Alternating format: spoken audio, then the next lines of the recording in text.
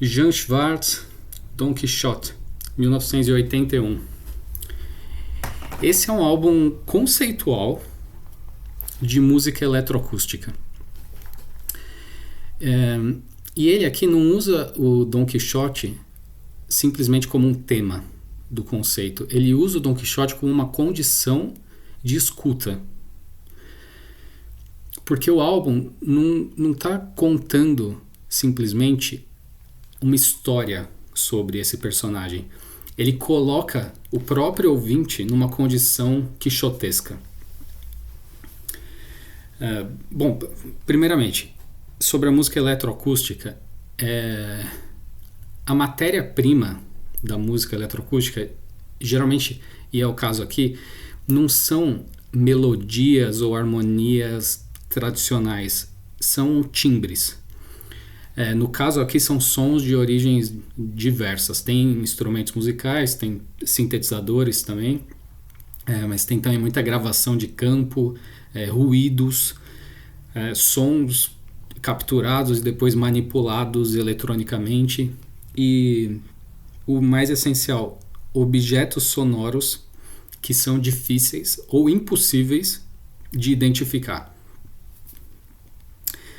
Ou seja, o timbre aqui se torna o principal elemento composicional, diferente da maioria das outras tradições musicais, né?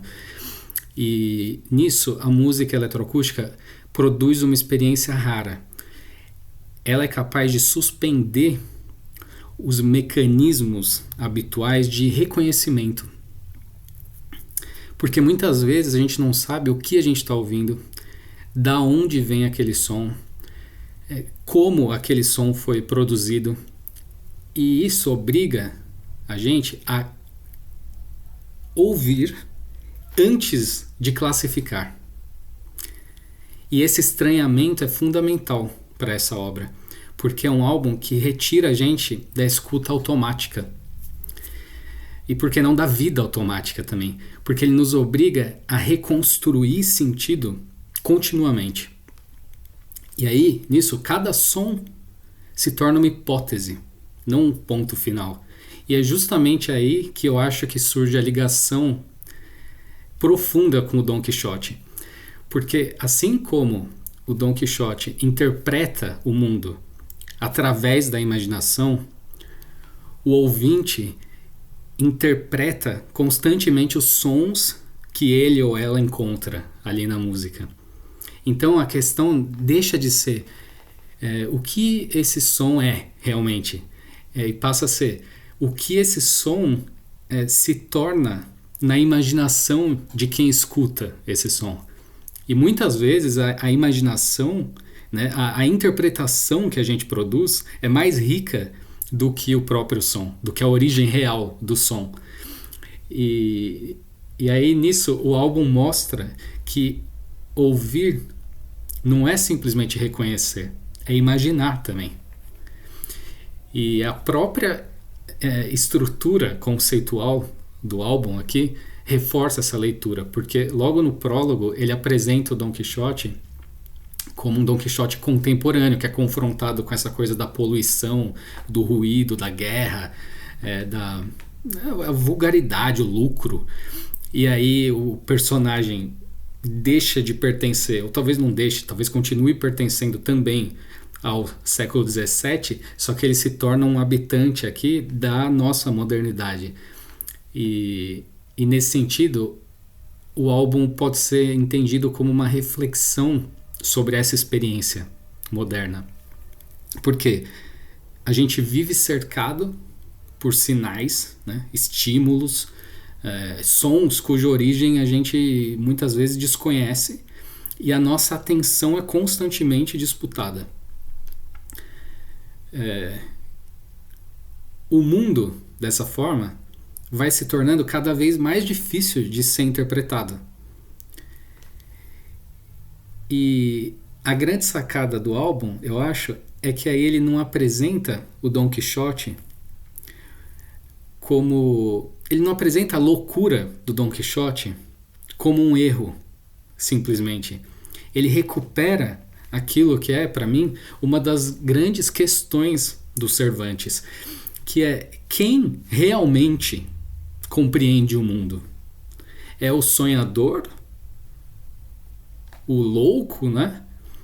Ou são aqueles que aceitam a realidade sem questioná-la, da forma como ela é dada?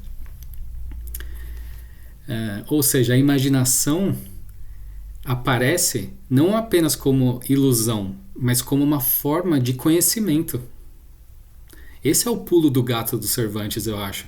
E o álbum aqui sugere que talvez seja impossível a gente habitar o mundo sem interpretá-lo.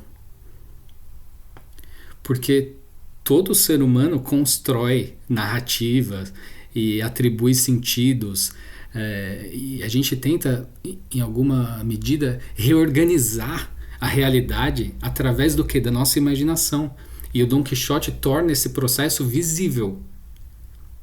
Quando ele luta contra os moinhos de vento, ou quando ele enxerga a Dulcinea numa camponesa, ou o que quer que seja. E o álbum aqui acaba obrigando a gente a escutar de uma forma mais atenta, mais imaginativa e, portanto, também mais consciente. E isso é fundamental, porque imaginar é resistir. É resistir à uniformização da experiência, à redução do mundo àquilo que é útil, aquilo que é mensurável, aquilo que é previsível. Resistir também ao empobrecimento da atenção. Ou seja, é uma recusa de aceitar a realidade simplesmente na sua aparência mais imediata. Não, a gente precisa se recusar a isso. É importante a gente lutar contra tudo aquilo que empobrece a nossa capacidade de imaginar. Porque se a gente para de imaginar, se a gente perde essa capacidade, aí, já era. Perdemos de vez. Foi-se tudo.